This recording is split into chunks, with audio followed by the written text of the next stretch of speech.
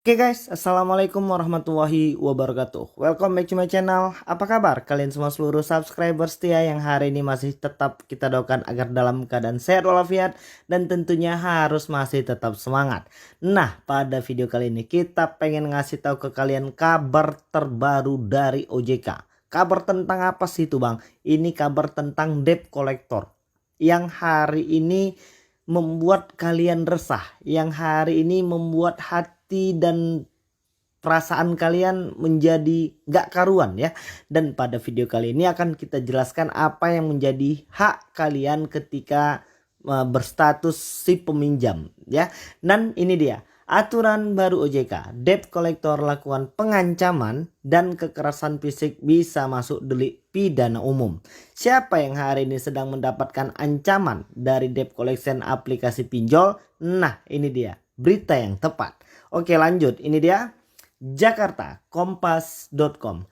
Peraturan Otoritas Jasa Keuangan nomor 6 garing POJK titik 07 garing 2022 tentang perlindungan konsumen dan masyarakat di sektor jasa keuangan juga mengatur tentang marketer dan debt collector. Deputi Komisioner Edukasi dan Perlindungan Konsumen OJK Sarjito mengatakan marketer juga merupakan pegawai pelaku usaha jasa keuangan atau marketer bisa disebut merupakan pegawai yang dipekerjakan PUJK. Termasuk di sektor jasa keuangan. Mis-selling itu dilarang, benar-benar dilarang. Kalau itu terjadi ada sanksinya. Itu kan pegawai PUJK, kata dia dalam konferensi pers. Terus ia menambahkan aturan tentang perlindungan yang baru juga melingkupi kerja debt collector. Jadi ia katakan di kemudian hari tidak ada lagi alasan yang mengatakan urusan debt collector adalah hal yang berbeda. Di ketentuan kami jelas. Mereka debt collector adalah pekerja untuk pihak PUJK. Jadi mereka PUJK harus bertanggung jawab. Jadi ada ketentuannya, Ibu Ria. Lebih lanjut ia mengatakan kalau sampai terjadi tindakan pidana umum seperti pengancaman dan kekerasan fisik maka dapat masuk ke delik pidana umum. Meskipun tidak diatur dalam Undang-Undang Perlindungan Konsumen OJK, tetapi dia melanggar ketentuan OJK juga dan delik pidana umum sehingga dapat dilaporkan ke polisi, ucap dia. Lanjut. Namun begitu, ia katakan pelaporan tersebut dapat dilakukan kalau PUJK tersebut berada di bawah pengawasan OJK. Kalau tidak berada di bawah pengawasan OJK, ia melanjutkan masyarakat dapat melaporkan langsung ke pihak kepolisian. Lebih lanjut, ia memprediksi ketika POJK ini disosialisasikan, jumlah aduan bisa jadi meningkat. Hal ini dapat terjadi. Tandanya masyarakat mulai paham ketika hak dan kewajibannya dilanggar. Kami tidak bisa memastikan melandai atau tidak, namun bisa jadi aduan meningkat karena masyarakat sudah paham ketika hak dan kewajibannya dilanggar, tandas dia. Untuk itu, ia juga berpesan kepada masyarakat agar selalu dapat bersikap rasional ketika mendapatkan penawaran produk jasa keuangan. Kalau tidak jelas bisa tanya ke OJK. Kami sediakan berbagai macam kanal dari mulai telepon, WhatsApp untuk rekonfirmasi saja, tutup dia. Sebelumnya, anggota Dewan Komisioner Bidang Edukasi dan Perlindungan Konsumen OJK, Tirta segera mengatakan POJK ini memperjelas kewajiban prinsip keterbukaan dan transparansi informasi produk dan layanan serta peningkatan perlindungan data dan informasi konsumen. Nah, ini dia Bapak Ibu pihak OJK. Hari ini masih banyak dari teman-teman kita yang mendapatkan perlakuan intimidasi, pengancaman, penyebaran data dan lain sebagainya. Dan mudah-mudahan setelah peraturan ini diberlakukan, pihak aplikasi pinjol yang hari ini melakukan tindakan-tindakan pidana umum seperti ini bisa segera diberantas. POJK ini semakin memperkuat pengaturan terhadap perlindungan konsumen dan kewajiban pelaku usaha jasa keuangan sebagai respon terhadap dinamika perubahan di sektor jasa keuangan. Nah, Bapak Ibu dan teman-teman sekalian seluruh subscriber, hari ini sudah jelas ya, apabila teman-teman mendapatkan ancaman dari pihak aplikasi pinjaman uang online, segera rekam. atau simpan semua pesan-pesan yang telah mereka kirimkan. Segera laporkan kepada pihak OJK.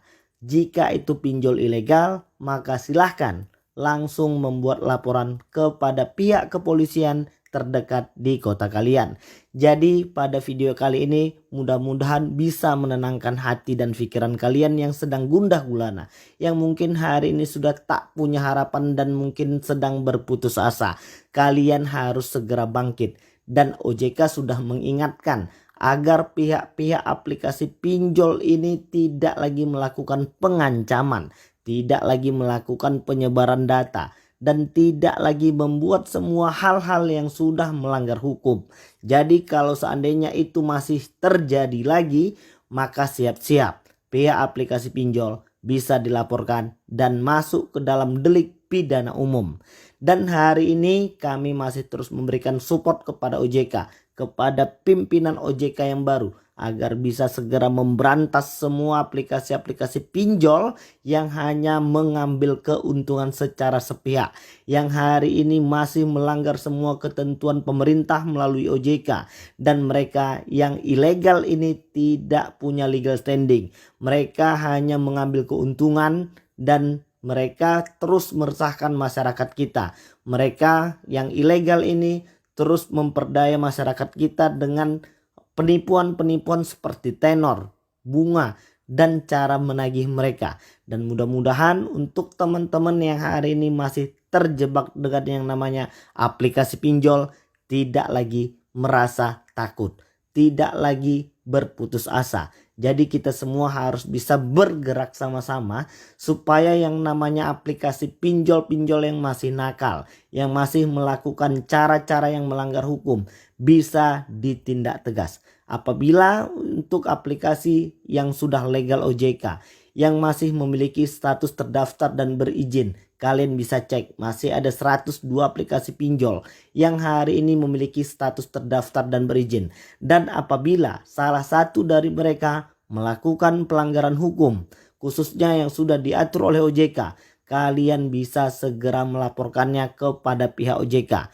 Dan hari ini untuk Bapak Ibu OJK, kita masih menerima banyak laporan dari para subscriber kita itu untuk aplikasi-aplikasi pinjol OJK pun banyak yang melanggar ketentuan yang sudah diatur. Ya, mudah-mudahan setelah ini OJK segera melegalkan, meresmikan, dan mengeluarkan surat keputusan agar semua pihak debt collector dari aplikasi pinjol ini memang benar-benar dari pihak aplikasi tersebut. Hari ini banyak ditemui masalah yang namanya debt collection itu adalah pihak kedua atau ketiga dari aplikasi tersebut, sehingga pemerintah merasa kesulitan untuk mengontrol kegiatan mereka.